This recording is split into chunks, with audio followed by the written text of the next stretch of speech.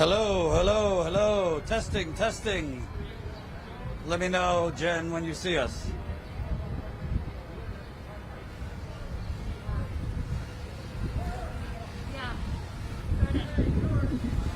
Dora, we're live.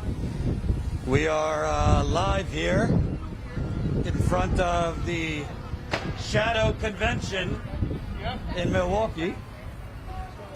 The Shadow Convention here in Milwaukee. As you can see, we have some yellow vesters here. They have a giant, for some reason they have a giant wall, Trump style, for a non-convention. Wouldn't you know? They need a wall to protect $15 million. the DNC's this cost $15 million? They budgeted $15 to $20 million for this event.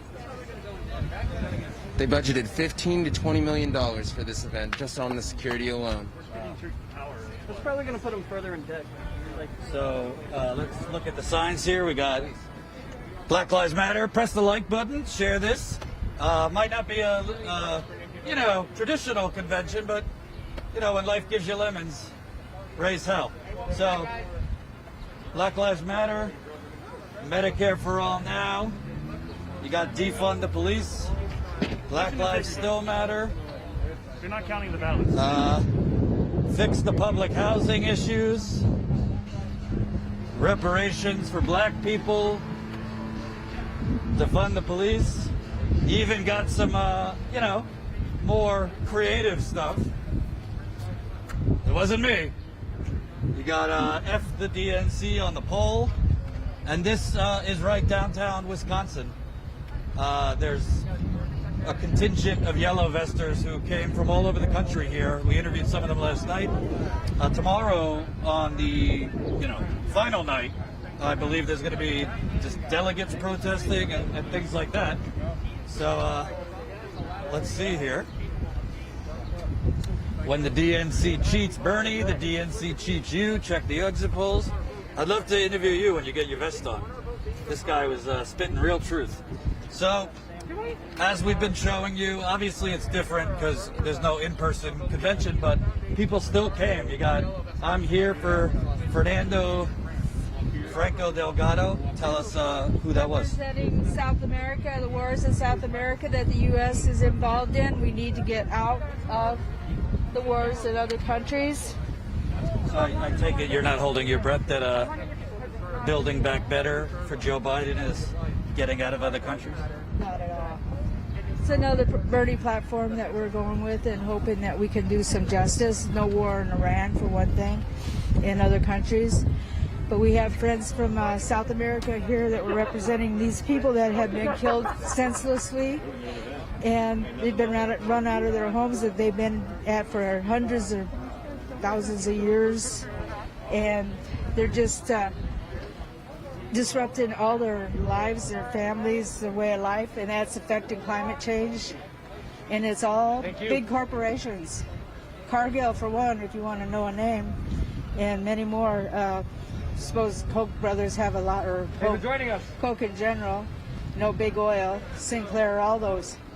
Last night, I don't know if you got to see all of it, but they brought in Colin Powell, like that's supposed to be some wonderful diplomat to brag about. They brought in Cindy McCain and showed a video of Joe Biden and John McCain's friendship over the years. Tonight's Michael Bloomberg, but it seems like they're bringing in a lot of these neocons under the guise of, well, we could disagree, but these are overall fine people. I don't think a lot of people across the world think Colin Powell or John McCain were fine people. It's all big money still. It's all they're interested in is filling their pockets, and they don't care who they step on to get to it. They're burning down the rainforests and everything else to build grasslands for soy and cows, and now they're forcing us to eat soy that while they eat the good organic stuff, I feel, and they're forcing us pretty much to live on their fast food junk. We got to save our organic foods, and we can turn the world around by just doing that, saving our food. And our friends in South America don't have a voice. There's other countries too where they don't have a say because they have no access to internet or phones or anything. So we have to be the voice for all that. They're all, I feel, watching us, and they all wanted Bernie to win too because they knew that we'd have hope. Without hope, what do we have? We have nothing. We have to have hope for our kids, for our well-being. I mean, if you ate right and everything, you could probably avoid the doctors to start with. We don't need big pharma and all that stuff. If you can get our kids back into Head Start and stuff like that, where things can be caught early, they can, you know, they can take care of like hearing problems or eye things or speech or whatever else, and correct it when they're young. And it don't cost so much. And feed them right. You know, teach them to eat right and grow their own food, you know, instead of lawns and using fertilizers and chemicals on everything. You know, just get back to the basics. And that's what we need to do. I don't feel that DNC is going to help us at all. It's big money. It's like a bad relationship. Thank you. Make sure you press that like button, share this to get this out to more people. We just passed 1,750 members, so if you're not a member, please sign up. statusquo.com/join. Can I talk to you, fine sir? You are originally from Chicago, made your way to Wisconsin, and we were talking on the way here. You're basically disgruntled with the whole thing, thinking of not voting. Talk to me. What brought you here? What made you put on that yellow vest? What's your name, too? My name is Carlos Lamar Dixon. I was out on Water Street back there posting my flyers that my organization came up with. I saw you guys' group, Bernie Your Vest, and I decided to join you guys because you guys didn't have any color in there. So I said, hey, let me help these guys out a little bit. Okay. And talk to me. Obviously, it's kind of like a shadow convention. The Democratic Party's probably happy it's virtual because they would have had a lot more protesters.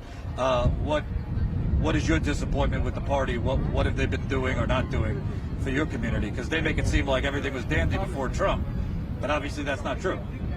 I mean, personally, African Americans have been incarcerated at an extremely high rate, not only for the last 8 years, but as we know, as long as America has been America, African Americans have had this this black cloud cast upon them. And my problem with the political system in general is that we just keep being lied to. We're being lied to and pacified. Nancy Pelosi drops down with the rest of her constituents and puts on kente cloth in an attempt to soften my heart, but that doesn't work. I'm awake, you know. I took that as a sign of pacification. Again, with Joe Biden picking Kamala Harris as his running mate. That's another form of pacification, so they could say, okay, we hope these black people will shut up now. I hope they're happy, you know. We hope that we can pacify them. And if you're really aware of what's going on, you won't fall for it. And it seems to me, you watch CNN, they seem to think, oh, he picked a woman of color, so he's got the black vote locked up now. But the reality is, black people, the older generation is more loyal to the Democratic Party. The younger generation, they don't have as much loyalty because they're the ones suffering under this mass incarceration at a heavy rate.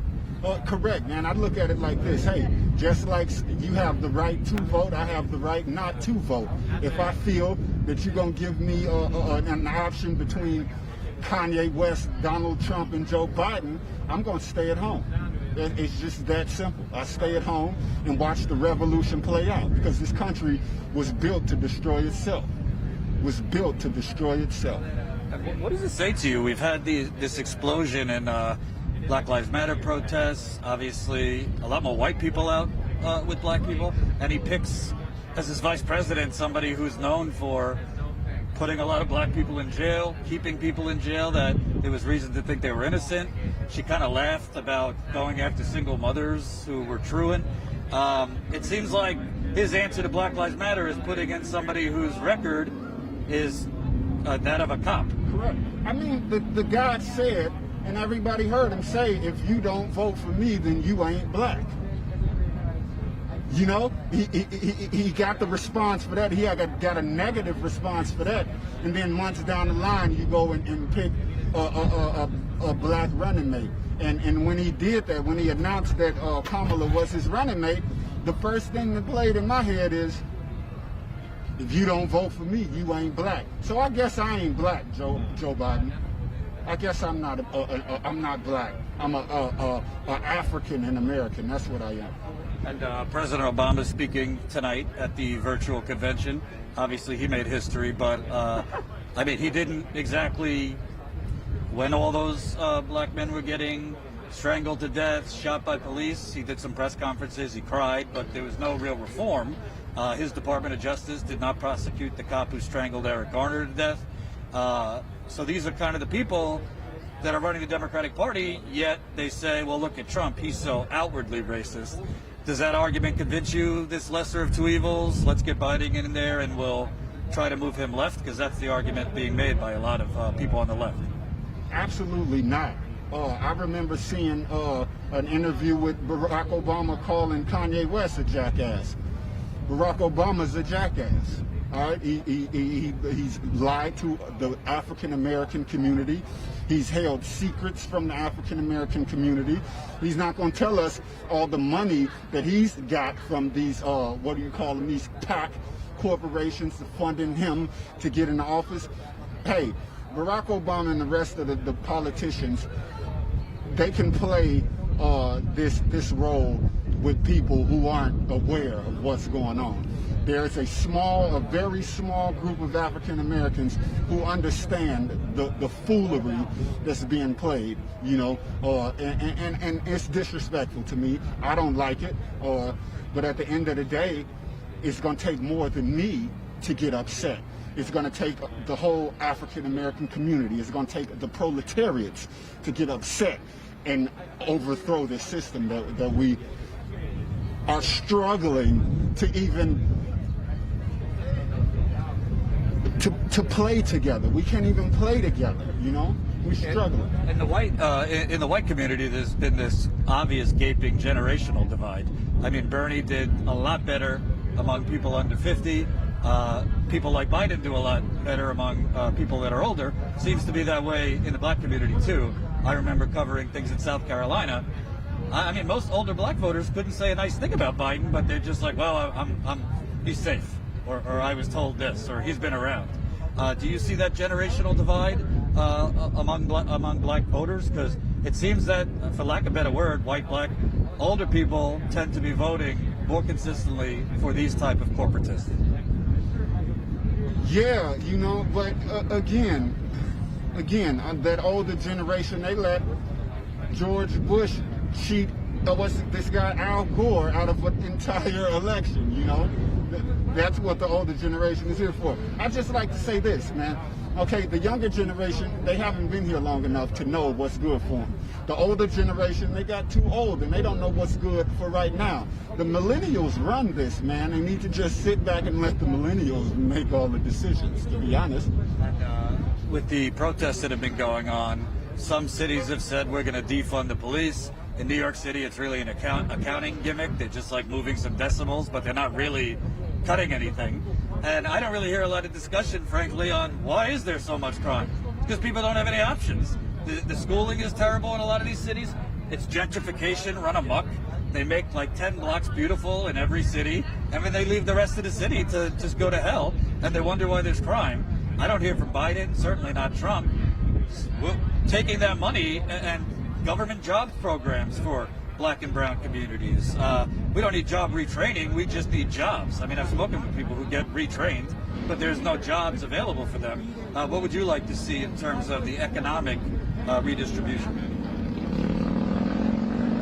Honestly, as far as economic redistribution goes, I feel like, yeah, they should be defunding the police. It should be a reallocation.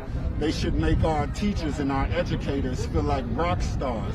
Our educators should be millionaires. You know, they should be paid handsomely so they can feel great about going into the classroom, Monday through Friday to raise the future of our nation. Our educators need to be paid more and respected a lot more. And you're from Chicago, which I think is one of the shining examples of police brutality, gentrification. Rahm Emanuel's like, he covered up the murder of a 16-year-old, 16 shots in a cover-up, and now he's like on TV as a political analyst all the time. He's on ABC News. He's quoted after debates on CNN. These are the people that are rewarded. Meanwhile, Chicago, they put a new mayor in there, from what I'm hearing from activists on the ground. She's a neoliberal, too. And more people are leaving Chicago. More and more black people are leaving Chicago. Can you kind of talk about, that's where you're from originally, what are you seeing in places like Chicago and here as far as exiting of communities of color? As far as the exiting of people with color in communities, I feel like as long as these state governments keep supplying the people of color and the people in poverty with all this welfare and food stamps, just give us something that can help us out. Don't give us more pacifiers, give us things that's gonna help us out. To be honest, as long as they keep upping the welfare benefits, the African American community will stay here, and it's the harsh truth, but that's what it is, you get people in this learned helplessness sort of mode, and then you continue to give them this, what you call assistance, but what we all know is just a crumb from the loaf of bread. You guys just passed $7 trillion in a month, and you can't give reparations to African Americans. I don't understand that. My stand on exiting from the community, hey, if this doesn't work out, this election, I'm going to Africa, where I guess the Republicans want me. And lastly, Kamala Harris is speaking tonight. The media is gushing over her. First black woman on a ticket. Could she do anything to make you think she's different or would govern differently than Obama? Because frankly, she might be president sooner than people think. I mean, Biden's older, cognitively has lost a step or two. Is there anything she could do or say that would make you think differently? There's absolutely nothing Kamala Harris can say that'll have me on her side at all. This country was built off the bodies and the backs of African Americans, and they continue to take that path even to this day. The politicians, they use rhetoric and they use words like freedom and liberation to get us, the African American community and the poor people, to get us riled up. Like, hey, they said freedom and liberation, but really it's just rhetoric. It's just a tool that they want to use to rile us up, to get us to the polls, and they can buy our vote. There's absolutely nothing Kamala Harris can do or say to get me on her side. You give up some reparations, then I might be like, hey, yeah, I'd like that lady now. But as for now, absolutely nothing. What's your name? Carlos Lamar Dixon. Thanks, Carlos. I appreciate it. Absolutely. So, powerful words from Carlos there. Like I said, behind the walls is a shadow convention, but you do have people protesting. And I think that's honestly should be said. It's also kind of ridiculous. They have, for 12 protesters, they probably have 12 to 15 cops I've seen around here. It's crazy. And they have this whole wall here. It's kind of symbolic, actually, of the Democratic Party. They have this whole wall here, when behind the wall, there's not a real convention. Can you imagine that? We came here just because we thought, let's give the microphone to the people, even if there's not that many people. It is a pandemic. But to have all of this gated off for not a lot of people in there, it's really something. How we doing, Jen? How we doing? Okay. 400, keep pressing that like button. Share this live stream. Maybe we can get some more members. That would be lovely. We're We're at 1,751 last time I checked. We'd like to keep signing up new members so we can keep on the road. We're going to be, after Milwaukee, doing some other cities and reporting after that. I was just saying it's crazy to see so many police officers, sir. Oh, the drone. Excuse me. Oh, drone regulations. Okay, let's see. How you feeling? Night 3. We had the wonderful Colin Powell yesterday. The ghost of John McCain. There was a video showing how wonderful Biden and McCain's relationship was. They also had a video showing, I guess, who was helped by Obamacare, things like that. Joe Biden spoke in an empty classroom, which, you know, I don't want to be rude because obviously Biden's lost some people in his family, but they seem to really kind of paint it that because he knows loss, that would make him a good president. But Michael Bloomberg speaking tonight, so that should be good. But what's your thoughts now that we're on the third night of this anthem? Well, I think it's pretty funny that they're running on the same exact thing they ran on almost essentially. I would say Obama ran as a progressive at first, at the very least. But it's funny that Biden is basically running on the same exact healthcare plan that they ditched themselves, essentially, a whole 12 years later. So that's not going to go down very well. As for Bloomberg speaking, why do we have billionaires that bought their way into the primary, onto the debate stage where they snubbed Tulsi to get him on there? Well, I could give you 18 million reasons. He gave $18 million to the DNC. Got to keep them afloat. Maybe that's what paid for all this. Remember, the 15 million or 20 million, whatever, for all this security. But as for, Milwaukee, I'm glad most of these people, I'm from here, but most of the people came from other places, Portland or wherever, California, Chicago, close or far. People came together and united, and I feel good about that. I'd rather be out here standing for something than and trying to unite people from across this country. Because I think we're doing a better job than they are. So let me ask you, because I really want people that are watching that aren't on your side to understand. Because I was seeing some responses to the videos like, I appreciate what you guys are doing, but let's get rid of this guy first, and then we can. And we hear that a lot.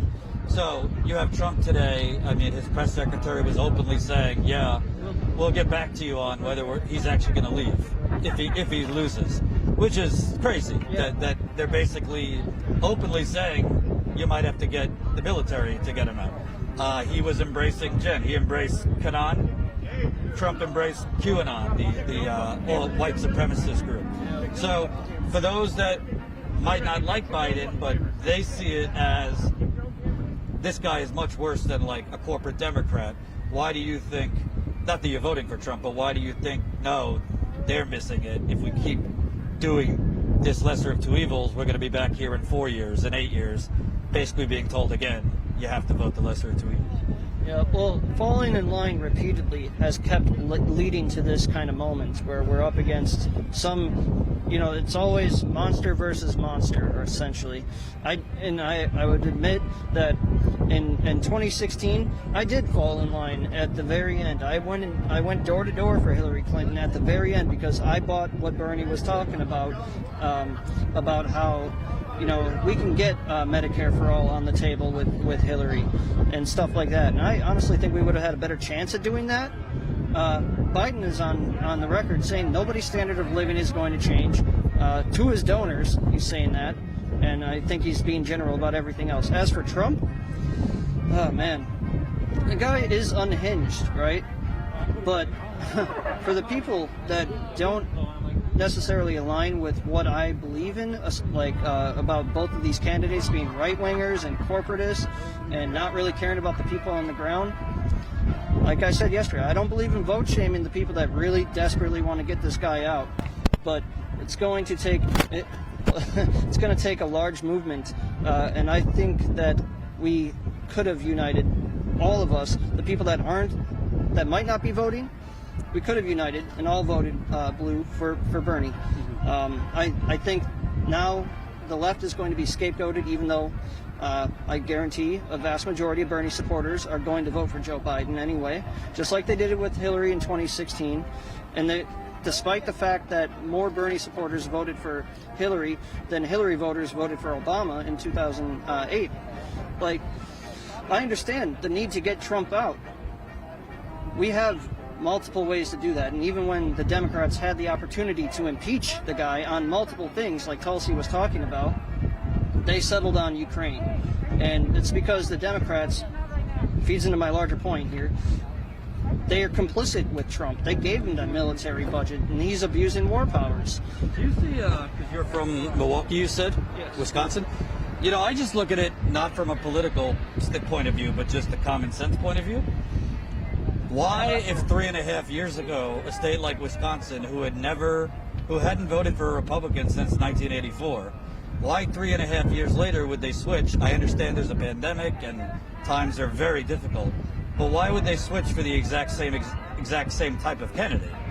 I mean, Biden, I think, has people generally dislike him less, but on policy, like for example, I'm getting ads now because I'm in Wisconsin on his record on NAFTA, which was very big here. And frankly, the ads that Donald Trump is running against Biden, I wish Bernie would have ran. I just don't see why running the way they're running it, which is just almost all the focus is on Trump without any real policy or bold vision. Why would that make the difference in Wisconsin this time if it didn't last time? Well, it's not going to make a difference. I think they're just... we should say the polls right now have them up in Wisconsin, but there's still time. I mean, I believe Hillary was up last time. I'm not 100% sure. You know, she was ahead in a lot of the polls. But the thing about like states like Wisconsin or Pennsylvania or Michigan, again in 2020 or 2016, Hillary didn't come here once. Bernie came here like twice for her. But these are states that had industrialized centers, including in Milwaukee or around the state, and those jobs left. You know, especially due to these trade deals and post 9/11 world, everything changed. I do think that Trump is more of it's a populist game. He's a populist, even though he's a right-wing populist and a monster. He is popular. Joe Biden doesn't have that going for him. He doesn't have a message about policy. They just want to run again an orange man bad, and I don't know how that's going to work for them. Either way, I'm going to be here, you know, fighting for what I believe in. And last thing, let's say Biden wins. He's not going to get in until January. At that point, I mean, we don't know when there's going to be a vaccine, so basically this whole cycle we're on is going to keep going. I would say 20 to 30% of the jobs we've lost are going to be permanently gone. So he would be stepping into, I mean, I think a depression. The economists declare depressions differently, but based on what Obama did and based on what he's talking about, it doesn't seem like there would be like an FDR-style response. It seems like there would be, let's give tax credits to hire people back, let's do retraining, you know, kind of skim around the edges, rather than you like a Band-Aid for a gaping gunshot. If it were Biden, do you foresee, you know, the response that would be necessary for that kind of economic despair? You know, to sum it up, this would be a hell of a time for a candidate to talk about a federal jobs guarantee to rebuild this country. That's all I'm going to say about that one. You know, whether it's Biden or Bernie, I mean, or anybody, that would be a good thing to run on, because this economy it's kaput right now. And so many people are living barely, or we're trying to organize rent strikes with Socialist Alternative in Milwaukee, Wisconsin in general. You know, we are all trying to build solidarity, and there's just so many people struggling. The working class is struggling. This whole thing, it has killed more than just the people that it has killed. It has killed the economy. It has killed people's livelihoods. It has killed people's relationships, their mental health. There's Medicare for all would be a really good thing right now. There's a lot that we need to work on, and I don't think Biden is going to take any of that up. I really don't. What is a single progressive policy that he has that could address these economic issues or wealth inequality? He just told his donors. Well, I think it's interesting. And remember, press that like button, share this. Every yellow vest movement starts with 1 or 12. I think it's interesting because in the debates he would say, you know, Bernie, I understand where you're coming from, but let's have both. We could do a public option and private health care. But now there's stories coming out that he's probably not even going to push a public option. they're saying, well, he won't have the Democratic votes, so they'll just focus on Obamacare, expanding Obamacare. So, like, what he was claiming he was going to do with a public option, you know, things could change. But for now, usually when those stories hit the media, they're being leaked by the campaign. So it seems to me like he might not even be fighting for a public option, which is inadequate on its own. Well, it's a little bit predictable in a sense, but it actually is a real slap in the face of the working class, the proletariat, those that are struggling day to day, living paycheck to paycheck, the vast majority of us, and yet they expect us to fall in line. So it's ironic, and like I said, it's basically coming down to the '08 Obama campaign again, and Joe Biden apparently has already abandoned the public option. The party didn't wait for him, or he didn't wait for the party to abandon it. It's already done, I guess. Is there anything President Obama in particular could say tonight that would change your mind? I'm not trying to change your mind. I'm just curious because so many people, including me, like, you know, really, Obama spoke to them. I mean, I was really excited in 07, 08, just like many people here. Then, you know, you grow up, you find out they're all corrupt and blah, blah, blah. Is there anything he could say tonight that might make you think different? When it comes to Joe Biden, not really. But when it comes to organizing this country, I think he could have an impact if he said we needed to elect more progressives like Ilhan Omar and AOC and Rashida Tlaib and Cori Bush and others, because that's all happening from us, the people.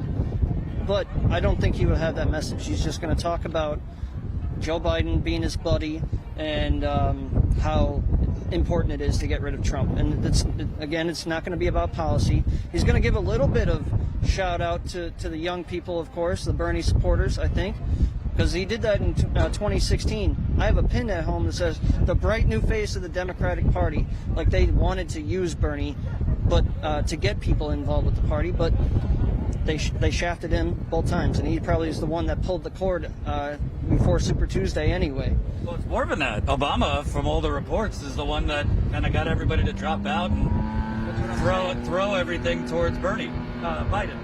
That's what I'm saying. It was an organized thing there. I mean, they waited until when they absolutely had to, and it looked like Bernie was pulling away, just like the leak said back in January or February. If he sees that Bernie is on momentum to win, he's going to pull some cards or pull some strings. And I don't think, I do think that he did pull people out, obviously, to help his buddy Joe. And it's kind of ironic, again, because President Obama was our first black president. And like you said, didn't do anything about serious reform with, like, police, for example, and for the community that is so proud of him. I mean, I was proud of him when I first saw him get elected. I was 17 years old. That was the first thing I actually cared about. But in places like here, for example, and I don't mean to get off topic, but Dontre Hamilton was shot 14 times by an officer in the park that we were at the other day, Red Arrow Park, where we marched from today. That's our epicenter of all protests in the city. We had to fight for. Well, they ended up getting a federal review, but they didn't prosecute the cop. That cop ended up getting like severance pay because he got fired, he appealed it, and then he resigned. So he's collecting the majority of his pay tax-free for the rest of his life because that's his pension. Where are those reforms? Like, we need to have a president. Maybe there is something good that Kamala could do, because she said she wants to be a prosecutor president. Well, prosecute the police that are murdering our people. That's where I think maybe they could have some progress, but I don't think she's going to do that. I don't think Joe cares about it. He's just not on our side. He's not on the working class side. He's not on black people's side. He's not on poor people, young people, Latinx, you name it. The majority of the people, he doesn't have a strong message for. It's just, I'm not Trump. What's your name again? Matthew Bump. Thanks, Matthew. Appreciate it. There we go. I want to show this flag over here. Keep pressing the like button. I know might not be Occupy Wall Street level, but it's okay. So here we have, it's on you. Thieves, it's on you. And at the bottom it says, unfuck the system. this shit's rigged. Democracy equals dead. And the flag's upside down, as you can see. So that's the kind of the sentiment here. Let's talk to some other folks. I see when the DNC cheats Bernie, the DNC cheats you. Check the exit polls. I talked about the exit polls last night, but you know what's interesting. I don't know if you saw most of it last night or any of it, but it seemed to me to be a real, like, almost like a, for lack of a better word, a sexual favor to a bygone era.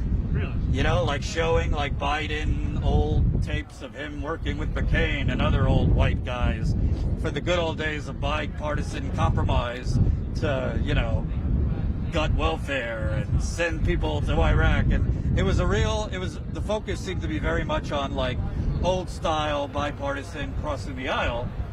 Like that was necessarily a great thing.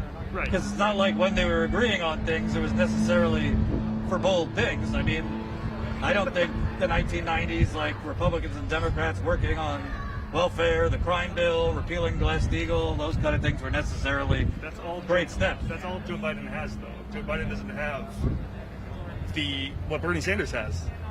Bernie Sanders was protesting on the right side of history every time. Biden doesn't have that legacy to look back on. So I think what they're trying to do, from what you told me, they're trying to dig up old footage that might enact some kind of, you know, nostalgic or wholesome feeling for Joe, and I can't, for the life of me, muster any ounce of that for Joe. I'm sorry. We got 600 people watching, so keep pressing that like button. I beg of you, if you're not a status quo member, we're out here. Yes, you know, we came here even if there was going to be thousands of people or 10, but every great movement starts with just a few people. I kind of wanted to ask you about that because, like, psychologically, people might be watching, and of course, like the neoliberals will be like, "Oh, look at these schmucks out here with their signs and vests. There's like 5 of them, whatever." Yeah. But like, how do you guys feel about, you know, the fact that even during a pandemic, there's enough people here that thought it was important to come out, even though like you're protesting against kind of a shadow convention. There's nobody here. It seems like still there seems to be a level of camaraderie and mission from the 2 days I've seen you guys. Yeah, we're the people. So yeah, it makes sense. I came here from Ohio for a very specific reason. I don't see election fraud getting talked about nearly enough. People should be furious that their votes were tampered with. And when I bring up election rigging and election hacking, the word Russia always comes up. And I can't stop telling people the rigging is coming from inside the party. It's not Talk to me more about that. What are you seeing? So there's a new documentary on HBO. I can't remember. Oh, fuck. One camera. Kill Switch or something like that. It just came out. It's in 2020. It talks about the vote counting machines. The electronic vote counting machines are easily hacked. You can hack them wirelessly. You can change the vote counts just so easily. It's unbelievable. I can't believe that we're still using these machines today. That's why I'm here. We should go back to paper ballots so we can actually prove that we're voting for this shit. And we're never going to win anything if the votes aren't being counted. Well, it's actually really interesting because 2 days ago I was at a Trump rally. I'm not even going to get into that. It was quite... I saw some of it, yeah. Definitely scrambles a few brain cells. But anyway, one of the people I was interviewing, she kept saying, I'm an election official, and telling me to do my homework. But then she said that during the April primary, like 3 bins of absentee ballots never got delivered because they were like, they were meant for Milwaukee, but they got stuck in, I don't know, some town I've never heard of. It's so complicated. But if that's happening, whether it's incompetence or intentional, imagine what's going on all across the country. Every state has a different thing. I mean, I remember in 2016, 200,000 people are purged off the rolls in New York. Then you have this time, you got lines for 6-7 hours in Texas. Yes. Young people predominantly having to wait on those lines. In Michigan, there were long lines. And there's been articles in even the New York Times saying college campuses is the new voter suppression. Then you have the black felons that had their voting rights restored, only to have basic poll taxes. There is, essentially, in every state. I mean, we just saw in Louisville, they claimed because of the pandemic, they shut down, I think it went from 600 polls down to 1. And I interviewed people in the west side of Louisville, that's the poor side, the black side. They didn't even know that it had gone down to 1 until that day. You saw those terrible images of black people banging on windows to get in. I mean, this is happening all over the place. And imagine what's going to happen with mail-in ballots. It makes me furious. I had blockchain voting on my sign before, and then I saw the USPS is starting to get into blockchain voting. I need to look more into that before I, start advocating for that. But I like blockchain voting because it allows me to verify my vote on the blockchain myself. I can verify that my vote's being counted. Can you explain what you mean by blockchain? Yeah, blockchain. I've heard of it, but I don't even understand. Sure, blockchain is what's behind Bitcoin. It's kind of like a mathematical thing that it is secure. As long as Bitcoin's not being hacked and stolen, then you know that your blockchain votes aren't being stolen. So blockchain voting, it's complicated. I don't know how to explain it to the masses yet, but it's not ready yet, I don't think. So to me, whatever. What's happened. I don't want to go too far back, but to me, the most glaring example of election fraud this time was Iowa, because Bernie Sanders, to me, people don't understand how important it is to get that bounce between Iowa and New Hampshire if you win. So I remember going to New Hampshire where Pete Buttigieg is getting 4 or 5 days of coverage that he won the Iowa caucus. I'm standing online. He's got a gigantic line waiting to go in, and the majority of them are saying, "Oh yeah, I'm just really hearing about it for the first time since he won Iowa." But in reality, randos on Twitter were finding discrepancies between the delegate counts and whatever, where different precincts were awarded to Biden when Bernie had more. I remember that, yeah. And then you find out Tom Perez is trying to water down the amount that the satellite locations would count, which overwhelmingly went to Bernie. So how could you declare someone the winner and he gets that media bounce? He went up 10 points between Iowa and New Hampshire. They're trying to manufacture your consent for the results of the rigged primary. That's all it is. They're trying to manufacture our consent, and I'm not buying it. And I'm trying to get people mad, but I don't know how to do it. Other than You're doing okay. Let me ask you about Ohio. You said you're from there. I mean, Wisconsin, Ohio, Michigan, Pennsylvania. Ohio, Trump said, don't move. Don't move if you live in Lordstown. Your plants will be fine. The GM laid off 15,000 people after getting a $51 billion bailout, might I say. But this has been bipartisan. The Democrats have allowed them to do this. The Democrats pushed NAFTA. Obama was pushing TPP, which I think could be the final nail in the coffin. Yet, a lot of these unions, which frankly, that's another story, a lot of them are corrupt, back people like Joe Biden who take money from union-busting corporations, who push trade deals that decimate union ranks, that take money from Wall Street, who hates unions. The Democrats pretend to be union guys and gals, but they're not. No. Yeah, it's all fake. I don't know what else to say. Turn off the TV. Put on status quo. Turn on status quo. Statusquo.com/join. There you go. I didn't even tell him to do that. What's your name again? Matt. Thanks, Matt. So here you have.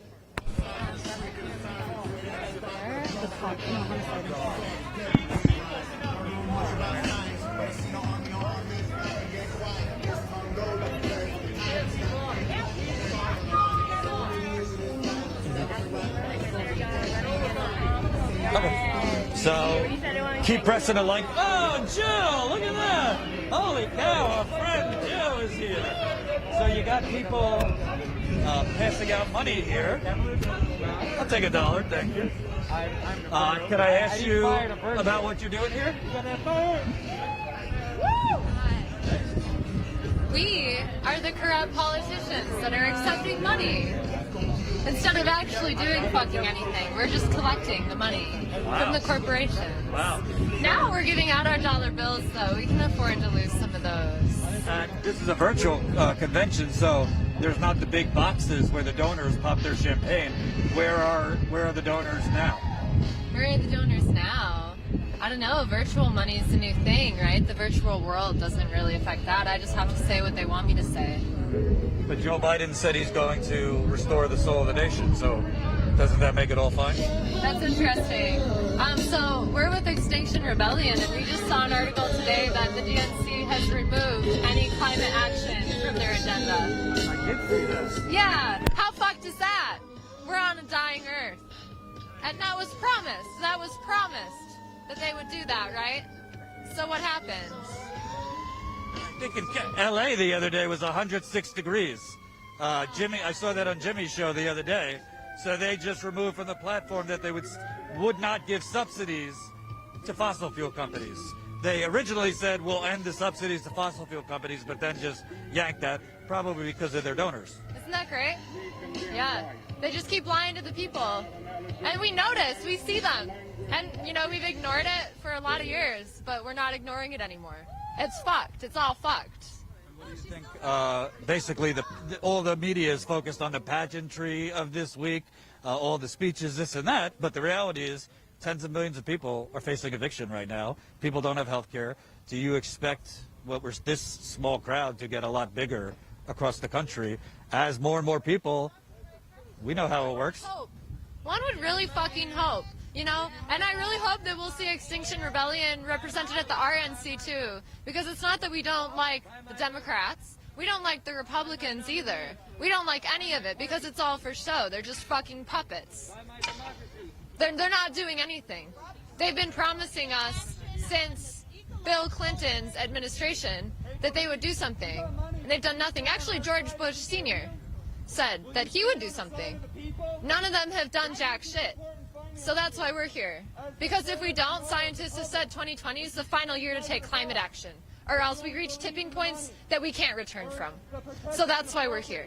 I'd like to ask you, because we're seeing with the pandemic, a lot of people are getting fed up. Oh, I have to stay at home, this and that. There's not going to be any stay-at-home order when the climate catastrophe is here. You can't just close the door if your neighborhood is underwater or severe storms, drought, this and that. That's not going to be temporary. That's going to be permanent with climate catastrophe.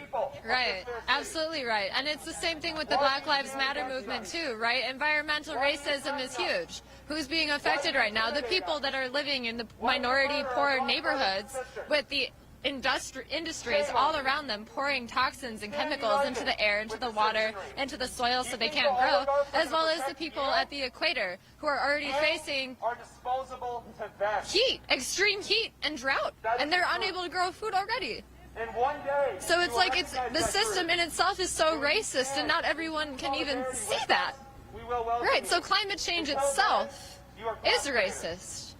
Environmental justice itself is social justice. Because if we don't do something now, by 2050, we could be facing a billion people having to migrate from around the equator, and that's just like not manageable at all. So you mean Kamala Harris won't save us? You know, they're saying, oh, well, we put a woman of color on the ticket, so we believe we're being racially equitable. Right, no, it doesn't mean shit. And Kamala Harris also promised to make climate justice her number one one of her priorities with Biden. And look, I saw that article like 3 days ago, and now what have they done? They've completely taken that away. It's all bullshit. It's all bullshit. Even the media has fucked up like what's happened here and told untruths. So it's like we know that we can't trust what they're saying. They're saying, a lot of progressives are saying, we get it, but let's get rid of Trump and then we'll fight Biden. Do you think that mindset is naive? You know, from my perspective, outside of Extinction Rebellion, as Myra, I think it'll be maybe easier to have Extinction Rebellion's demands met, maybe, without a climate denier in office. But we're not even apolitical, we're beyond politics. We would love a government that could actually negotiate with us. That'd be great. But you know, 30 years of inaction, you know, we don't know. We just don't know. Thank you so much. What's your name? Myra Jansky. Thank you, Myra. Appreciate it. So we got Act Now. This is an emergency. I feel like I've met you before. Okay. We were talking about. We don't have poverty. Why does Brentwood not have patrol cars? Hold on, sanitizing here. Has patrol cars all over South Central. Why is South Central riddled with poverty, but Brentwood is not? It's about reallocating funds. Things are percolating. It's about taxi corporations and paying Keep pressing the like button, share, all that good stuff. our elections are not rigged. Where one man has one vote. So I take it They're not suppressed. Joe Biden does not understand the emergency, is how you view things. The problem is they all give us a nice little outline of what they say that they're going to do, and then they get into office and you see that they are not doing what they say they're going to do. And for whatever reason, you know that the system is oppressing progress. I don't really care. Something needs to be done now. I have children, and I'm worried. I think a lot of people are hopeless, including my children. My daughter just told me, Mom, I've known that we were fucked since I was a little girl. She goes, just look at all this plastic. What do they think, that we're just stupid? We have a crisis in my daughter's age, she's 19, opioids. Children don't have any hope. They're up against the odds. I mean, we're just fucked. We've got to do something. We have to do something. And unfortunately, that means what is here has to change. But power doesn't usually change, it usually falls. And that's the hard part, because we don't want to accept that reality. We just want everybody to say, you know what, you're right, let's change things. Yeah, that's a great idea. It doesn't really work that way. It's like power isn't given, it's taken. And that's the hard part, I think, that a lot of us don't want to face, is that we're on the brink of something that we've all feared. I know I feared it my whole life. I've known that I would be in this position at some point in my life. I just knew it. And I also think fundamentally, you're not going to get change if the Democratic Party, the Republican Party, all of them continue to be servants to the very industries that are destroying the planet. You can't actually set policy if you're not the one setting the policy, if your donors are setting the policy. Well, yeah, of course. And then there's the fear that even if you do decide that you're not going to take the money, well, you end up suicided. Or you just get lost somewhere and you don't, we have a beautiful world. Unfortunately, what we are looking at is the ugly part. But somebody, us, buddy, have to do something about it. If not us, who? If not now, when? I mean, this is a tale as old as time. This has gone on throughout human civilization. Power is inevitably corrupted, and it's time for a change. It's really compelling, too, because I remember in 2016 at the DNC, it was really an alternate reality. Like, it was like, I don't know, in the Wells Fargo Center or something, donors all over the place. They were making it seem like we're united, and then the people in the streets were like, let's storm through the gates. Here, they have this beautiful pageant going on virtually. They had the roll call yesterday from 50 different states. The media is gushing over the whole thing, that it's powerful. And here you have this kind of like, silent army, because it's obviously a pandemic. But I think there's a lot more of you guys here that have been really upset after Bernie lost and after we're going back to the Obama age, that are really waiting for the next thing outside of electoral politics. What do you think, if Biden were to win, what is that next step? What is that next movement? I don't think Biden's going to win. So it's hard for me to assume, I don't think he's going to be able to pull it off.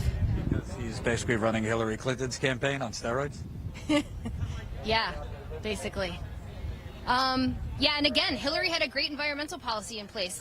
But she failed. Climate failure. And that's kind of what we're looking at here. There's no money in being green. I made my children's food from scratch. Not many people do that. Not many people live that life because it's hard. I spilled my breast milk and cried for 20 minutes on the floor in the kitchen. Life is hard sometimes. And people want the drive-through and the fast food and the plastic. Well, I mean, it's not sustainable. And they're going to destroy my children's future. They're going to have to migrate to Canada when they're old. I mean, Canada's beautiful, don't get me wrong, but Chicago's our home. There's no place like home. There's no place like Chicago. And to know that our animals are dying, 4% of wildlife exists on this earth, of mammals. 4%. That's just insane. 60% livestock. For what? Us to eat? Most of us are fat. Like, we're not eating to live. Like, we're just... It's out of control. The system is out of control. We need a reset. And not a planned pandemic reset. This is a very convenient pandemic for the people who are in power, for the people who are making billions and billions of dollars right now. Yeah, we're not stupid. And those who are pretending to be stupid are pretending to be stupid because they don't want to face the devastating reality that we are fucked. We're fucked. You know, even my own family looks at me and they're like, you're on the wrong side. And I said, am I? Am I? I don't think so. But I understand it's a hard and difficult thing for people to look at. I think I was 17 when I had my first reality breakdown of like, we're fucked. Everybody's fucked. Nobody knows what they're doing. Everybody's just winging it and telling us what to do, but nobody really knows. You know, nobody really, really knows. But if you follow your heart and you do what's right, we usually end up on the right side. And I'm on the right side. I know it. I don't need anybody to tell me. It's something that I was innately born with. And I know that we are all innately born with that. And it's the programming that we're fed that makes us doubt ourselves. You know? Wrinkle cream, McDonald's, fast food, everybody wants a pill. They want to take the carbon and dump it someplace. How about we just stop making the carbon? How about we just do that? Why don't we do the right thing? Because it's not easy, I understand that. But, yeah, thanks for listening. Powerful words. What's your name? Jamie. Thanks, Jamie. Appreciate it. Wow. Keep pressing that like button. Powerful, powerful. Oh, I hear Jeff Bezos. Always like ranting against him. Keep pressing that like button. I assume at this point the speeches are underway. Tonight, Kamala Harris. Huh? 3 new status quo members. Holy cow. Welcome, Sky. Welcome, Sean. Welcome, Corey. Join us. Statusquo.com/join. We're out there with thousands or 12. It really doesn't matter. More than 12, excuse me. Hey, I think it's even more important during a deadly pandemic because if the Yellow Vest movement becomes something, you could argue in America these were the first here, right here in Milwaukee for the Shadow Convention. So definitely keep joining. It's as low as $5 a month. Tomorrow we're having a members call in the field. So Jen and I will be with the members, 4 o'clock Central, 5 o'clock Eastern. So if you sign up, you'll get the link to join us via Zoom. And keep pressing the like button, subscribe if you're new here, and let's hear what he's talking about. We're not free to elect the people we want to vote for. And there's no justice for all with rigged primaries. That's not justice. Can you hear me, DNC? We're upset. We're upset about you rigging our primaries and purchasing our democracy, not allowing us to elect the most favored candidate for all the problems that we're facing. The candidate that is actually proposing solutions to the problems, the existential crises that we're facing. First and foremost, climate change is the most existential crisis that we are facing, that we must address. We had to have already addressed it. We're late on climate change, and you're blocking it. You're blocking the Green New Deal, and we see you doing it. We see you rigging the primaries. We see you stopping the best candidate for the job. We see you letting corporate puppets for the establishment donor class, for the billionaire donor class. We see you forcing these candidates on us and forcing us to vote for this, for these puppets, for the billionaire donor class. And we reject your billionaire puppets for the donor class. We reject your rigged primaries. We reject the Democratic National Convention. We reject the Democratic Party. We reject the idea that we have 2 parties in this country. There's only one party in this country, the corporate party, the billionaire party, the oligarchy party. And both of the so-called parties in America are working for the same team. their donors. The same donors are donating to both candidates. Joe Biden has a total of 106 billionaire donors. Donald Trump has a total of 96 billionaire donors. Most of those donors are the same people donating to both sides, quote unquote, both sides. Meaning we only have one party controlling everything, the oligarchy party, the billionaire party, the corporate party. How are corporations going to make billions and billions of dollars and pay $0 in taxes? That's because our democracy has been purchased by those same corporations that now run everything. And they now rig our primaries and force us to vote for their puppets, for their establishment puppets, for the billionaire donor class. And that's why we're here, burning your vast power to the people. Tell me what you really think. Long live Bernie Sanders. Hey, let me ask you, because you were talking about how basically they're double dipping. You know, Totally. Democratic It's only donors one give party. to both. Only one party. It's an illusion. It's theater. And they want us to buy into it by voting for Biden, even though they know he's going to lose. They want him to lose because if he loses, then, you know what? Both candidates won't tax wealth anyway. But we already have tax cuts for the rich, and they want to preserve those. That's why they blocked Senator Sanders from getting nominated, because they know he would do that. And that's why they're forcing us to vote for their puppet, who's not going to tax wealth, who's going to preserve those tax cuts for the rich. And of course they're happy about that. It's one team. It's the billionaire party trying to force us to buy into their illusion. There's the illusion that we have two parties, but we don't have two parties, and we're calling them out on it. You don't buy that Biden would raise taxes on corporations. He said he would raise it up back to 28%, even though those corporations half the time don't pay. I don't buy that. I don't buy that for a second. His main objective is threefold. He's trying to block Green New Deal, he's trying to block Medicare for all, and he's trying to block taxing wealth. Those are his main objectives, and that's what the donors, that's what his owners, that's what his bosses want. That is the main three objectives, in my opinion. That's probably what's going to cost them the most, is a Green New Deal, cleaning up our environment, Medicare for all, ending healthcare for profit in this country, and of course taxing their billions and billions and endless amounts of wealth that they just continually accumulate. And what do you see that other progressives who say, I don't like Biden, but Trump's way worse? What are they missing that you're seeing? Well, I asked them how long they've been following politics for, and I asked them if they were active before Donald Trump was ever elected into office, because people that were supporting Bernie before Trump was ever on the scene. I mean, yeah, he ran against Bernie, but this time around, everyone that ran for president or that ran for the nomination that didn't run in 2016 was not running against Donald Trump. They were not seeking to get Donald Trump out of office. They were seeking to block a Bernie nomination. That's what we believe, and we're convinced that in order to buy into that illusion of, oh yeah, we're going to vote for whoever you force us to vote for, we're going to continue this illusion, this theater. We're going to vote for the primary, and it's going to perpetuate the problem that we're already in, and we can't do that. We're going to basically keep the problem going, and the only way we can break that cycle is by falling out of the line. Break it. We can't stay in line the way they want us to. We have to basically, if they want our vote so badly, they need to change the platform, not spend more money.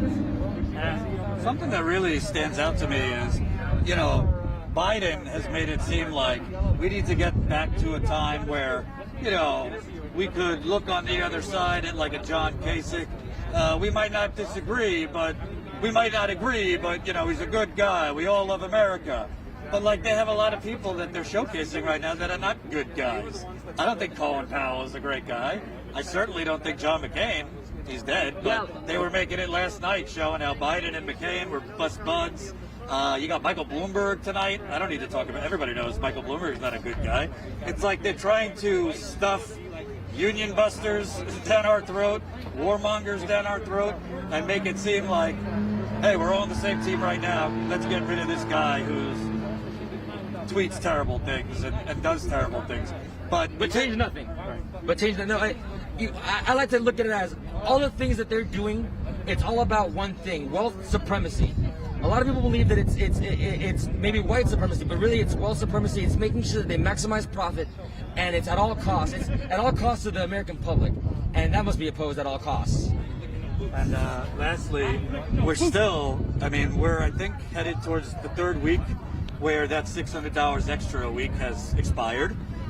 Neither side is back in Congress, even negotiating. You got tens of millions of people who still have no health care. When are we going to have more people in the streets? Obviously, there's a pandemic, but what's it going to take? now that it's not just progressives being affected. People who voted for Biden have probably lost their jobs. Tea Partier conservatives have lost their jobs. What do you think it's going to take to see more people out here on the economic end, on the healthcare end?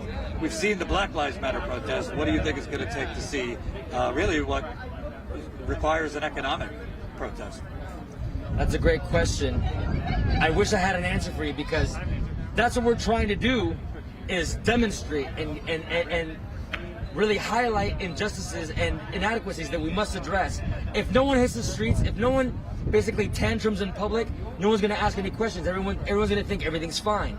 But what we're trying to do is really highlight inadequacies and injustices to get people involved, to get people to notice, hey, there are problems. Now the problem is, a lot of people that want to vote for Biden aren't feeling the burn of the problems that we're actually facing here. They're not feeling the burn of climate change. They're not feeling the burn of extreme poverty. They're not feeling the burn of a country without universal health care, because maybe they already have health care, so they're not being touched by those. They have a high enough level of privilege to not be touched by the problems that we're really facing now. Now, I guess the answer to your question is, it has to burn them too, and hopefully we don't have to wait that long, because it's already burning a lot of people. Hopefully we can get the people up at the top, the privileged people, to maybe start noticing that there's a lot of people that are getting railroaded. That's our challenge, and that's why we demonstrate. What's your name? My name is Johan. Thank you, Johan. Thank you, Appreciate sir. it. We appreciate you. Stay on that megaphone. So, we still got a nice crowd out here for a pandemic. The shadow convention behind us. I still think it's kind of crazy. I mean, the amount of money they probably spent on this fortress, this wall, to keep these folks out, it's crazy. I mean, honestly, the amount of money that was spent on this could have been spent elsewhere. It's pretty terrible. Hey, Jill's there. Welcome, new status quo member Gary. Woo! So I forget the number we're at, but we're marching back to 1800. I got to be honest. You know, I give credit to Jen. Come here, Jen. I originally was like, listen, you want a 14-hour drive to a shadow convention? I don't know if I want to do that. I was kicking and screaming. I've been having trouble going to the bathroom, you know. But you convinced me. What does this look like to you? Obviously, you know, the neoliberals will say, oh, you know, let them protest with their, 20 people. But to me, the energy here is really exciting. Yeah, so I know a lot of people are at home depressed right now, but as Jordan said, the energy here is different. A lot of us have felt down in the dumps ever since Bernie dropped out, to be honest with you. But the people here are full of hope, and I think most importantly, they aren't here like chanting Bernie's name, because it is truly about the policy.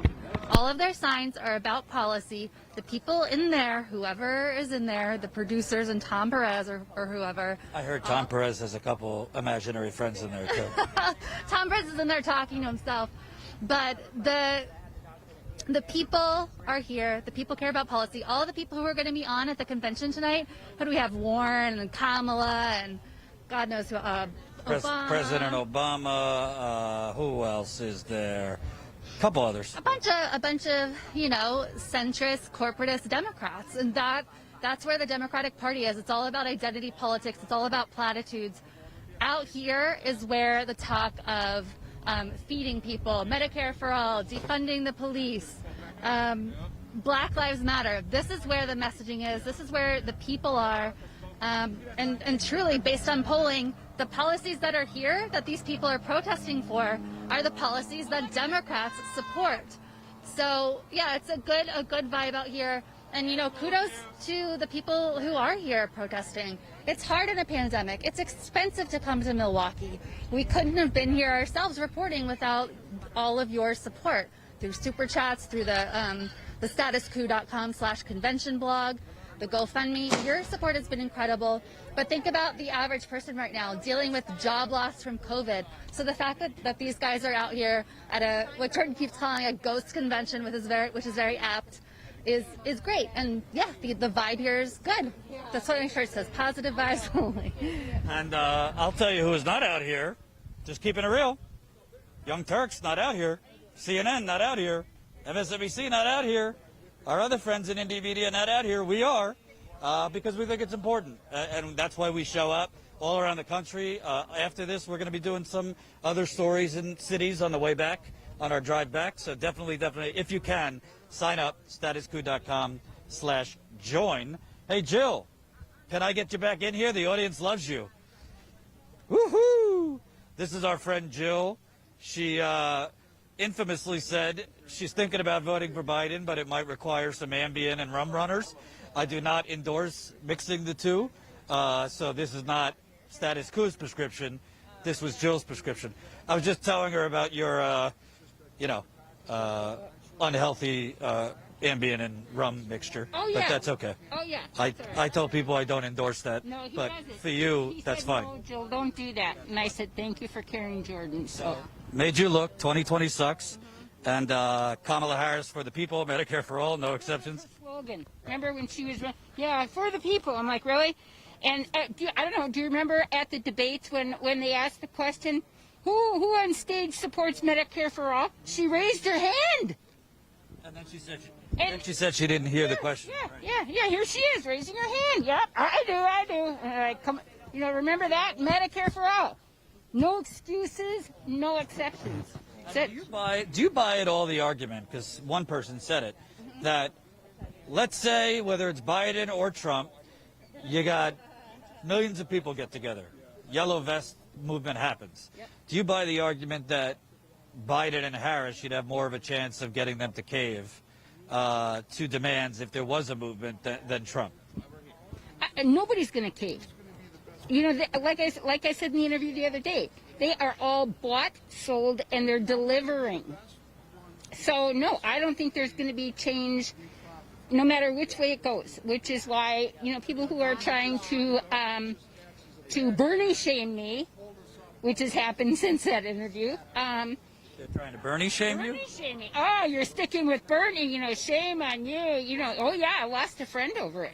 Wow. Yeah, I had to hang up on her because she kept saying, you have to. And I'm like, all right, later, No, I don't have to do anything. I have to vote my conscience, my beliefs, what I've worked for my whole life. Why in the world would I cave now?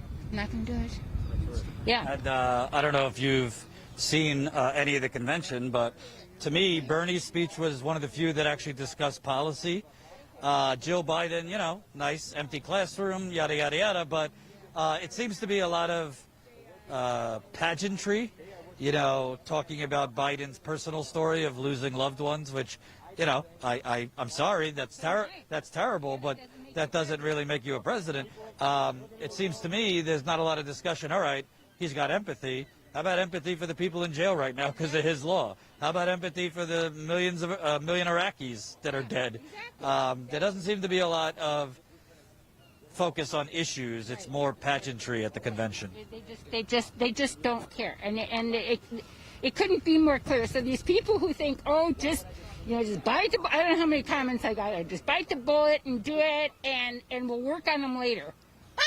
And I got a bridge to sell you that goes to flipping nowhere. It's not going to happen. It's not going to happen. That is the most ignorant. That's what I call willful ignorance. When you believe that, really? Why would they? Why in the world would they? He didn't budge when he was the candidate. Exactly. Why would he budge as? Exactly. And then, Michelle Obama, I told you, I couldn't watch, I didn't watch any of them. I caught little excerpts of this and that. But, Michelle Obama, this is what my friend got pissed off. She said, oh, did you see Michelle Obama? She was fantastic. And I'm like, yeah, I saw a few excerpts and no, she wasn't. And I said that, this whole thing of, when they go low, we go high. Yeah. And how's that worked out for us? It hasn't. It just hasn't.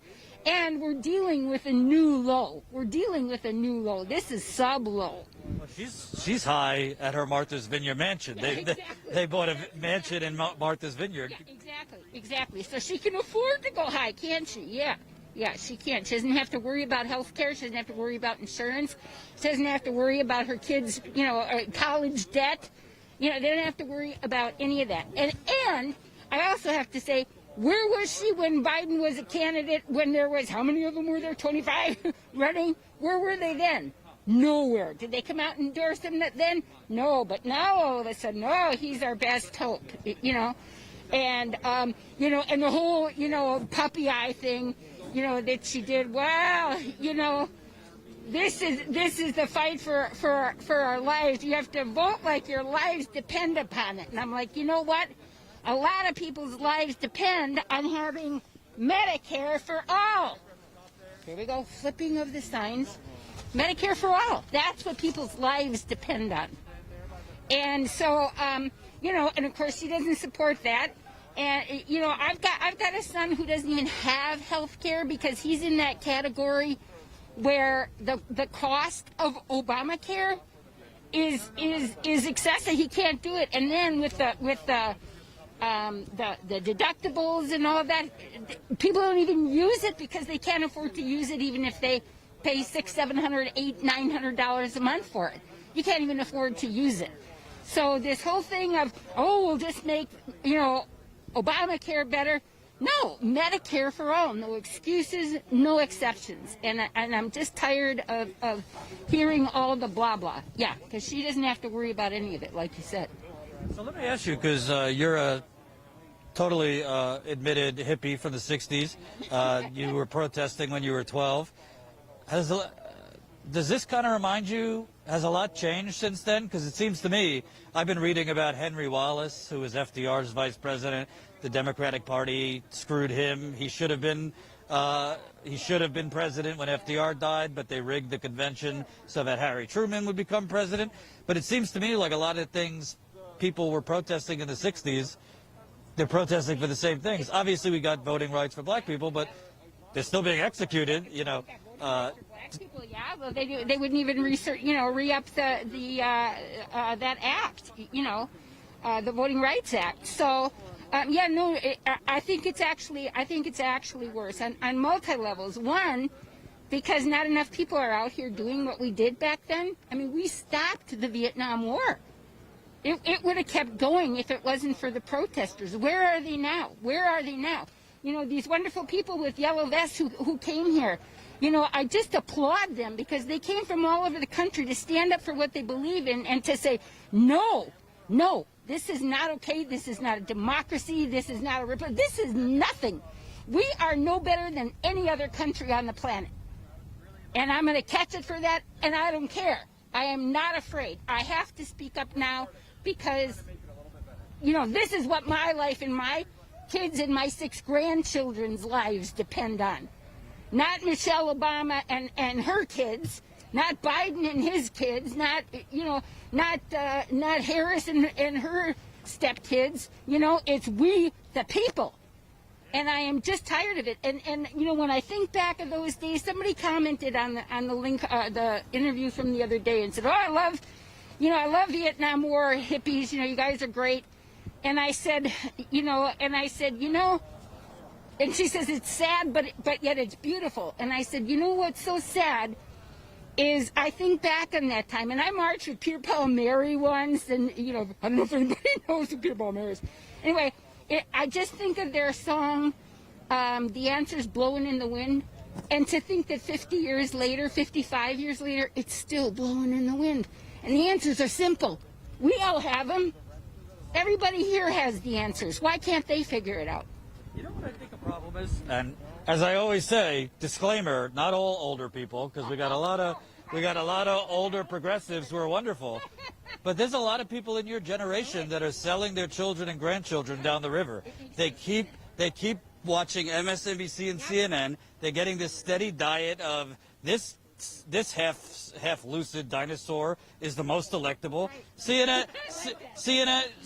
poll has him up 4 points now. The swing state polls have him up not that much. He's not even talking. He's not even. It's all Trump, Trump, Trump. It's like Hillary Clinton's campaign on steroids. Yet, they can't, you know, I've interviewed people that are 60s, 70s. They hate socialism. I say, how do you like your Social Security? Oh, I like my Social Security. There is a I got mine generation in this country that they don't realize, you know, that I don't think they're intentionally malicious people, but they don't realize that their contentness, their acceptance of, you know, this steady diet of low expectations is really screwing their grandchildren's.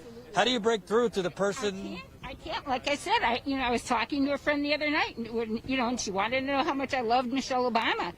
And I finally just had to hang up on her. I said, Mary, you are not going to Bernie shame me. You're not. Kudos to you for trying, but it's not going to happen. And I am really sick also of the Democratic Party is not the Democratic Party at all anymore. We should be purple. We should change our color blue to purple. We're not blue. And so this vote blue no matter who crap, they should say vote purple no matter who, You mean Colin Powell's not doing it for you? No. Colin Powell is not doing it for me. And John Kasich? No, John, no, negative, no. Anybody else? Michael Bloomberg tonight? No, none of them. No, none of them. John McCain's ghost from last night? Oh, no, not Cindy McCain.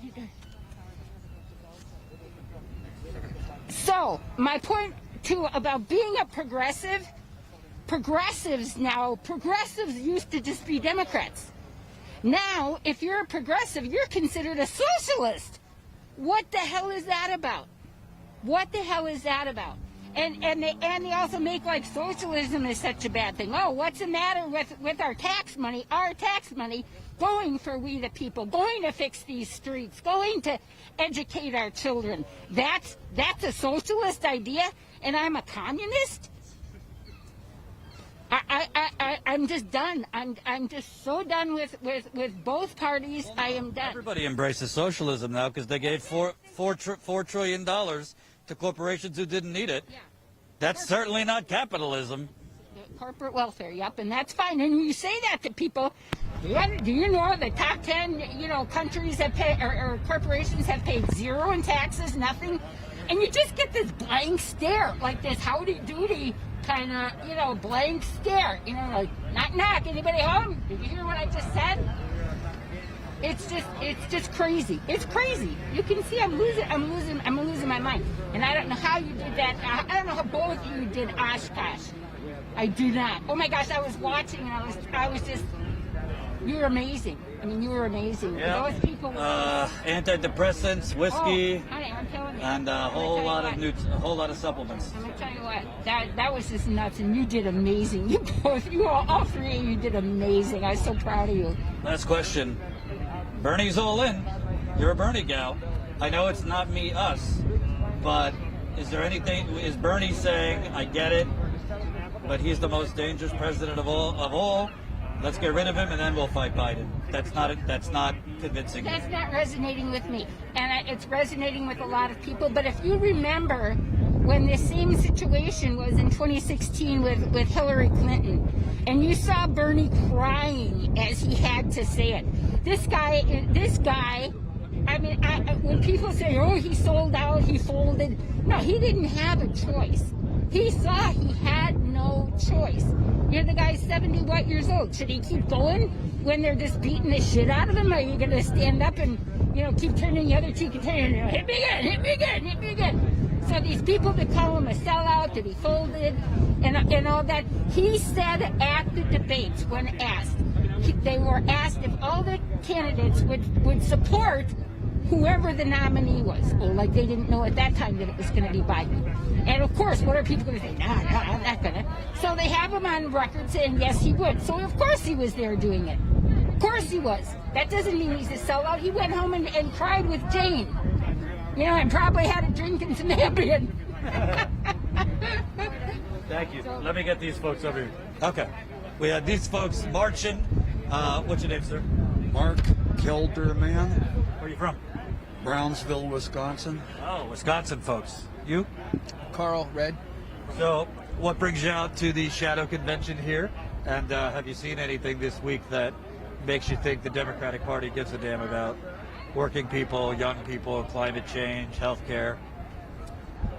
We've been out here since Monday. Been out every night. During the day, we hiked today. We marched with Black Lives Matter. We've been supporting these young Black Lives Matter supporters right here.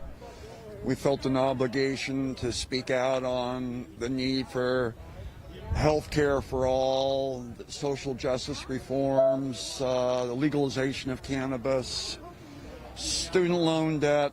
But we're here to speak up and protest the Democrats' reluctance to move on some of those issues. Do you you see, because I've been watching, and it's a nice pageant. You know, there's nice videos and showing Biden as a bygone of an old era, working together, blah blah blah. Very light on substance, I would say. There's very little talking about like the meat and potatoes, which is like right now, tens of millions of people are facing eviction or don't have any money coming in. I've seen very little of that. It seems to be kind of that doubling down on the anti-Trump campaign. Well, tomorrow, it's my understanding they'll be taking the vote on the platform. So my interest is rescheduling or descheduling cannabis from Schedule 1 to Schedule 4.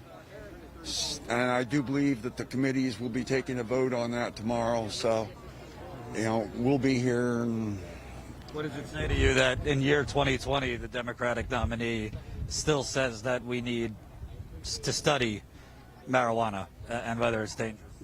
It tells me that he's in the pockets of the large corporations that make money by disproportionately imprisoning black and brown people. You know, we didn't end slavery in this country, just renamed it and rebranded it. Cops now are just slave catchers. They're out looking for people on probation or parole or got a funny smell in their car to lock them up, keep them in for another year, catch them on another charge or a violation and put them in for 10 or 20 and get them a felony so that way they can't vote. It removes them from the voting roll, so therefore, you know, the injustices that they suffer, they don't get to speak out against.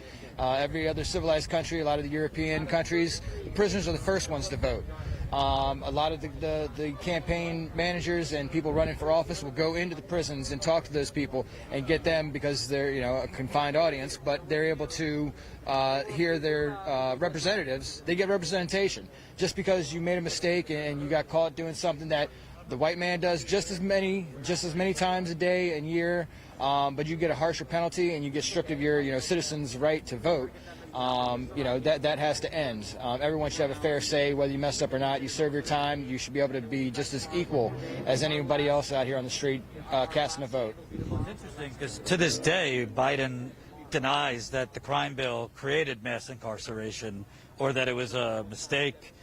He just talks about the discrepancy, that was a mistake between powdered cocaine and crack, but he doesn't think it was a mistake. Yet a lot of his policies are to fix the crime bill. So it's kind of backwards. But yeah, in terms of Black Lives Matter, he's talked about giving police more money under the guise of community policing. And most of the other things seem to be teetering around the edges. Is there anything he could say tomorrow that would, you know, sway you that maybe he's someone that we could get some change from? Well, Biden has been about the same platform he's been for the past 40, 50 years. He is sold out, and he said he's hoarded himself out to the billionaires. He's on tape admitting that. He's said that there's going to be no substantial change. He tells his billionaire friends not to worry, write the checks, and your life will not be impacted at all. The rest of us out here are being evicted. We're dying. We're starving. Black people and white people as well. White people need to wake up to the fact that they're not immune to being shot at random. I don't know the exact case, but an officer in Arizona shot a man crawling on his belly in an Arizona hotel because somebody seen that he had a pellet gun or something, and he was shot like a dog, crying for his life on his stomach. And white people need to wake up and realize that just because it's not, you know, popularized right now, they're being shot and murdered by a police state, a militarized force that is acting more like an army to oppress the people who speak up more so than to, you know, quell crime. Cops don't stop crime, they show up afterwards. And they, you know, they don't stop riots, they show up in riot gear and riots break out. It's amazing how whenever they don't show up in Portland and things like that, and, you know, there's no heavy police presence here. They're not coming out in riot gear, there's no riots. You know, when they come out and they look for trouble, they find it. And if they have to create it themselves, they will. But Biden and his policies, going back to that, he's been the same politician he has been for 40 years. I don't think anything's going to change.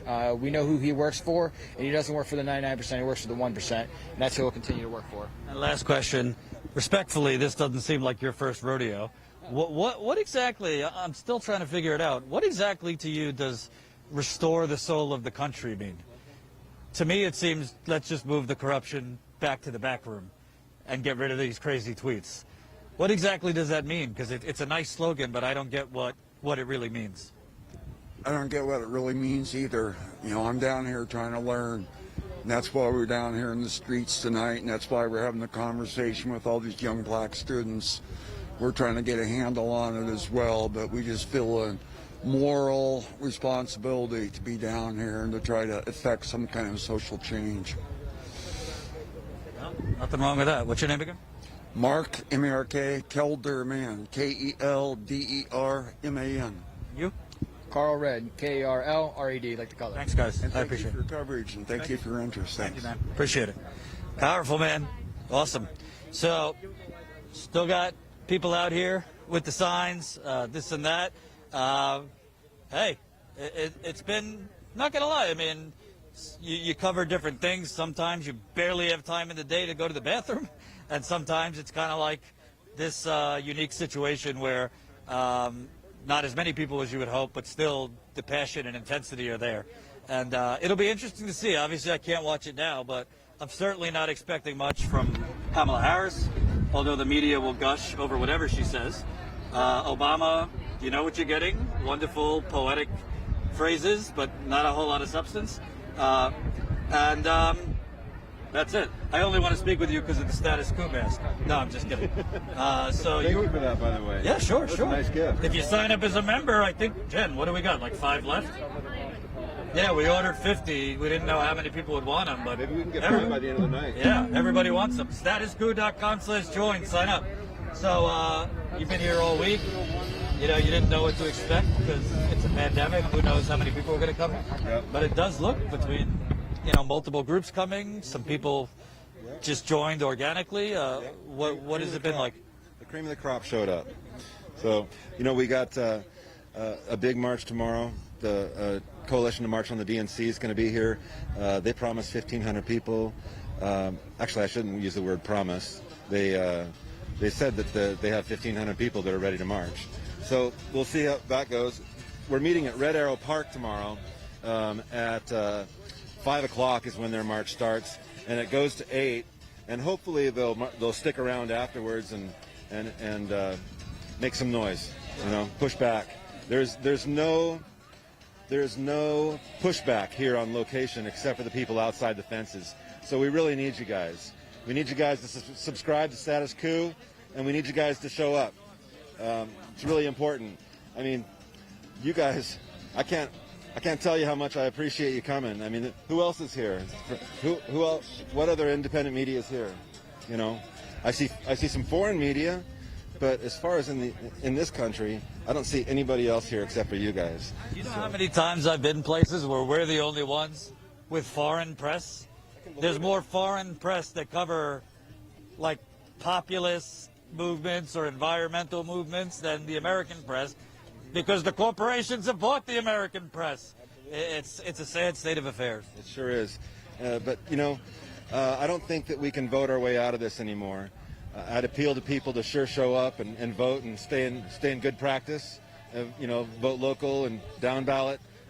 Very important stuff. But I think that we voted our asses off 2 cycles in a row, and the DNC has rigged the whole thing against us. And I don't believe that the people are going to get what they need with Medicare for All or any other great legislation that we need unless people hit the streets. It seems to be the only way to get their attention is to kick in the doors. And there isn't really any other way to accomplish what we want unless we hit the streets. So I'm going to appeal to your audience that yeah, we're out in public, and yeah, there's some risk, but the amount of people that are dying and will continue to die without Medicare for All outweighs the risk that all these brave individuals are taking. Especially you. I mean, you had mentioned that you had already contracted it at some point, and you're back out there, and you're getting after it, and that's the shit right there. That's the shit. Tell my fiance that. She might not agree, but yeah, man. The bottom line is this is important. Whether there's thousands or just a few. I think really what the oligarchy wants is to keep that alternate reality in place and keep people numb to the dissent. And to keep people numb to dissent, and if they could just get Kanye trending or Duck Dynasty or Stormy Daniels to just distract people, and that's why we come. Yeah, there is risk, but of course we're trying to be safe, sanitizing all that. But yeah, I'm glad to see, because a lot, Occupy Wall Street certainly didn't start with thousands of people in Zuccotti Park, and if there is a yellow vest movement, hopefully, obviously it started internationally, but here, hopefully this is the beginning of something, because obviously it takes a lot of not just passion, but each person here has their own story of why they felt compelled to. You drove across the country to come here, so obviously there's a lot at stake for people. Well, there sure is. We've got people from LA, 4 people from Indiana. People spent a lot. You came from New York, and so there's a lot of effort, and I think that for every person here, the individuals that are here are representing the thousands that couldn't make it. And I've got nothing bad to say about the people that can't make it. Everybody's situation's different. I understand that, but for anybody that's willing and able. Come on down tomorrow, and it should be pretty big. And that's Red Arrow Park, 5 o'clock Central. That's right. That's right. Thank you, sir. You bet. Thank you. So, Jen, any updates? Things to read? No, we haven't had any more signups for a little while, so let's get 3 more signups tonight. We only have a few masks left. Statuscrew.com/join. And I'll say honestly, I've been covering like on the ground politics now for 5-6 years, and it's ironic. Jill and I were talking about she's been protesting since the 1960s, and it's almost like nothing has changed. And I'm seeing things are starting to be cyclical and going in a cycle. I really think what you're seeing with this convention is a pre-celebration of returning to like 2007 or 2008. I think they really want to just return to the Obama age. And maybe back then what Obama was selling was good enough for the masses because you were coming off of George W. Bush. But I don't think it's good enough anymore. Whether it's Biden or Trump, I just don't think for-profit healthcare is going to be good enough for the masses now. I think people that were asleep before and thought it was okay to have to pay for healthcare, they're seeing the giant holes in the system now with this pandemic, and they're not okay with it anymore. I think same thing goes for not only the police brutality, but the economic barbarism against black and brown people. Let's not forget Native American people, too. So I think more people are awake. I think, the media is crystallizing it as the only thing that matters is Biden versus Trump. But I really think regardless, whether it's Biden that wins or Trump wins, I think a lot of people, once they feel the coast is clear, health-wise, are going to be hitting the streets. Because honestly, when you have nothing else to lose, what are you going to do? And I think people really have nothing else to lose. I'd say 30% of the jobs lost aren't coming back. I think a lot of companies, they call it, what does Naomi Klein say? Disaster capitalism. A lot of these corporations are going to try and they already are trying to capitalize on this, profit, do more with less. So I think we're really, hopefully, in the beginning stages of something much bigger, because we've already seen we can get there is out there the bodies and the passions for a multi-generational mass mobilization effort. We've seen that with Black Lives Matter. Even during the pandemic, we've seen that. So if you could get that for Black Lives Matter, which I think is terrific, and obviously that should be the focus, I think you could get that for an economic movement, for healthcare, for the environment, for basic benefits. You go to any European country, I'm blown away when I talk to people.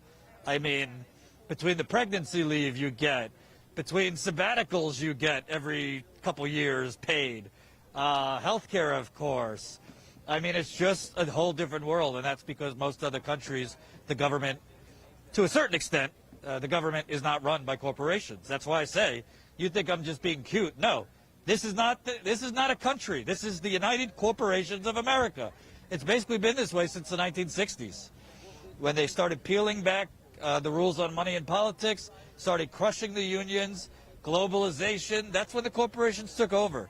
And there is hundreds of millions of dollars basically put into public relations to make it look like, you know, this party is significantly better than that party, and this party is the party of the people. That public relations is CNN, is MSNBC. It's just fluff and PR masquerading as news. And, you know, we were watching earlier, and I was saying to Jen and John, like, it's almost like they're like sports analysts judging the speeches and judging like the theatrics. They're not even talking about people literally are having to go to housing courts right now for eviction. People literally don't have that extra $600 a week and are trying to figure out how to pay for everything when all they're getting is state unemployment. Do you know how much state unemployment pays in most states? You're lucky if you're getting $400 a week. Most states pay you 200 something. I think somebody messaged me in North Carolina, 189. This is the economic Hunger Games. So I don't want to pretend that Donald Trump isn't a threat. Of course he is. Today he openly, they're basically openly winking and nodding. Yeah, I'll decide after the election if I'm going to actually leave if I lose. We'll let you know. He basically, kind of like after Charlottesville, he said, oh, good people on both sides about white supremacists. Now he's basically QAnon. He said nice things about, which is a crazy white supremacist group. So he's a menace. I don't want to pretend he's not.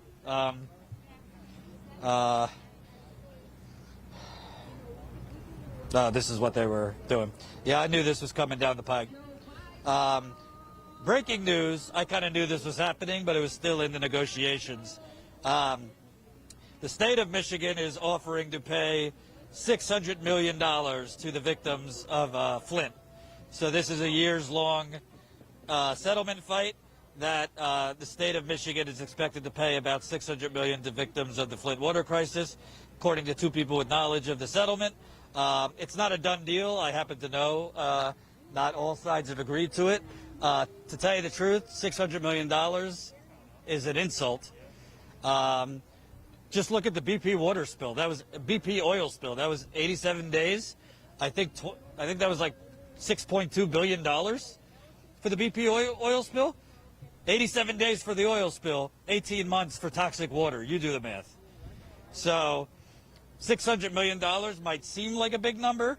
It's not, for the damage that had been done to the people of Flint. I got to look. She just showed me the headline, so I don't know all the particulars. But I've spoken with people that are involved in that lawsuit, and the $600 million, the fine print also is not good enough. So obviously I've been on Flint for many years. We'll update you. If you want to join the members call tomorrow, we were going to tell you we're going to be going to Flint on the way back from here, in addition to other places. So definitely sign up as a member if you haven't. Statuscoup.com/join. I'll get the skinny from some sources on that settlement.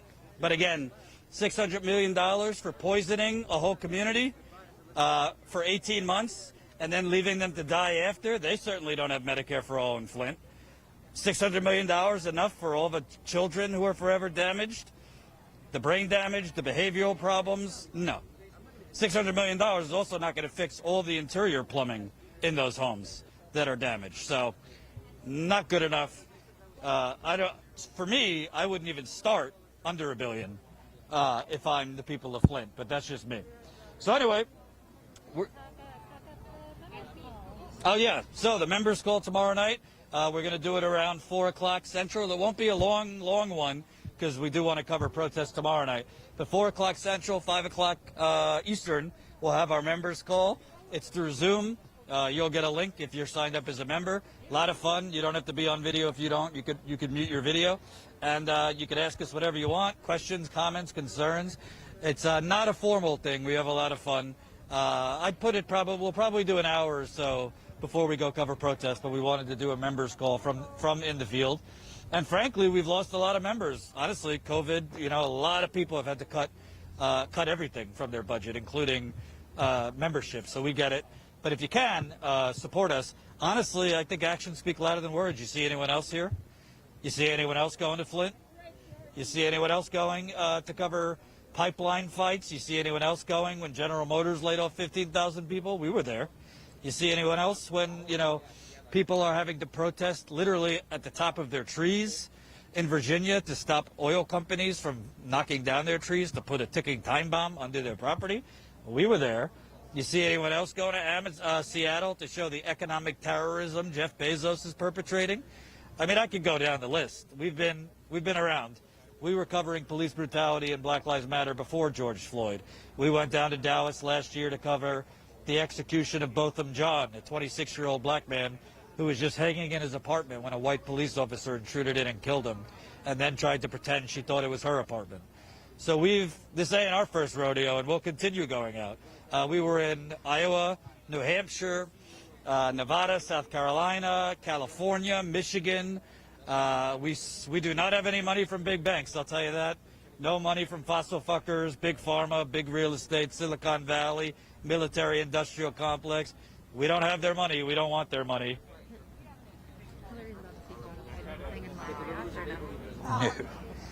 Hillary Clinton's about to speak, if that gets you going. I thought you would want to Oh, no. I'll crap on it tomorrow. So Hillary's going to speak, which then means, I assume it's Hillary, then President Obama speaking, then Kamala Harris will accept the nomination for vice president. I can be honest, I think it's a good thing. It's historic that a woman of color will be on the ticket. She's not my preferred choice, but I do think it's a good thing to have a woman of color on the national ticket. But let's be clear what we're talking about here, because if Biden is elected, it's very possible she's going to be president in 4 years. So you're not just getting a vice president. They have groomed Kamala Harris to take over. So that's what you're getting. And Kamala Harris, look at the record and look at who's giving her money. That's all I have to say. So anyway, thanks for watching. It's been terrific. We'll be back tomorrow night. We'll be back during the afternoon too. We'll go live. They're expecting more people. What am I looking at? Oh, new status quo member Robin. Holy cow! We got a whole chorus. I know everyone here signing up too when they get home. So it's going to be terrific. And by the way, if you can't do anything financially, that's fine. Spread the coup. YouTube is killing us, man. They hide us in a cave. Google owns YouTube. If you don't know, Google owns the world too, but that's a different story. They are flooding people's feeds with Fox and CNN and MSNBC. You watch a Jimmy Dore video, it might have in the past brought you to my channel. Now it's bringing you to Wolf Blitzer. I mean, you want to talk about rigged? They are literally plugging up the information airwaves. So word of mouth still matters for something. Spread the word. Tell your friends, family. You don't have to be progressive to watch. We cover a lot of other issues because we want to grow.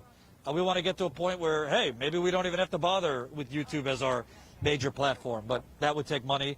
And it's a lot harder to build the right way, which is without taking the money from the bourgeoisie and the oligarchy. We're not. So that's why it's so important that you're helping us out. So thank you for watching, and we'll be back tomorrow. Peace out. Thank you, Jordan. Thank you.